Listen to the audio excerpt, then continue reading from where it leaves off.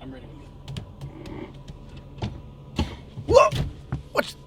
Oh, God, was I in an accident? Yeah, we were. Pull over! No, I don't like that. Are we live? No. Okay, thank God. No.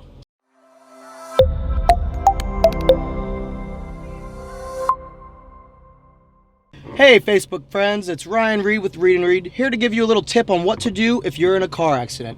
Sometimes we take it for granted, the older you get, and you've gone through this process several times, but sometimes it's your first and you don't know what to do. So come with me along with this video and we're going to give you a brief demonstration. Let's say you're sitting at a red light and you're hit from behind. Well, if it's safe, don't clog traffic. Don't make rush hour miserable for everyone. It's okay for you, if your car's operational, to pull over and find a safe place to park outside of traffic. So let's assume we've done that. Come with me.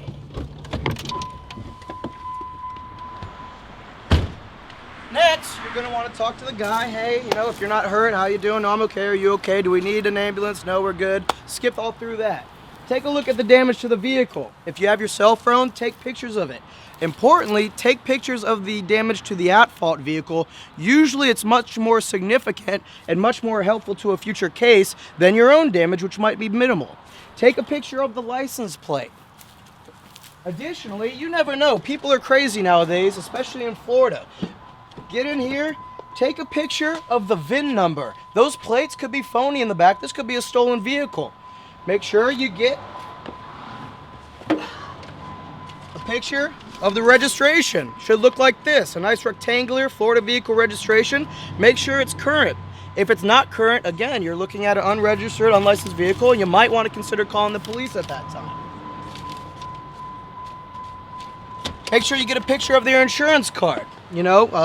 Florida has one of the highest rates of completely uninsured drivers in the state. Approximately 1 in 4 cars on the road are completely uninsured. Right? So make sure you get a picture of their insurance card. If they don't provide you with one, then you definitely need to call the police. Have a conversation with this person. If you're able to get them to say, hey, if you're willing to admit on camera that I, John Smith, am 100% at fault for this accident, great. We'll go about our lives, get all the information I've just said, and move on. However, if they're not willing to do that, chances are as soon as you leave the scene, what their story is to their insurance company might be a 180 as to what actually occurred here at the scene. If they're not willing to have you record them admitting liability, well, then you also want to call the police and let them do their investigation and let them make a liability determination. Last but not least, look around. See if you notice anyone who had stopped or a bystander who seems interested. Go up to those people, ask them, hey, did you happen to see this accident? The more witnesses you have that are independent of the people involved, the better it is for you in the likely scenario that the person who's at fault tries to shirk their responsibilities. Other than that, get a picture of the driver's license. You want that for identification purposes. If you have to send them letters or otherwise, you want their address. Sometimes those addresses are no longer current, which is a whole different matter, but that's something that can help you.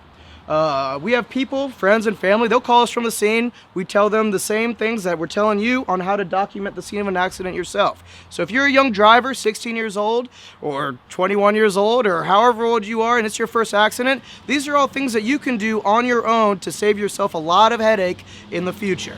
If you have any questions about any of this, obviously don't be afraid to reach out to your friends at Read and Read.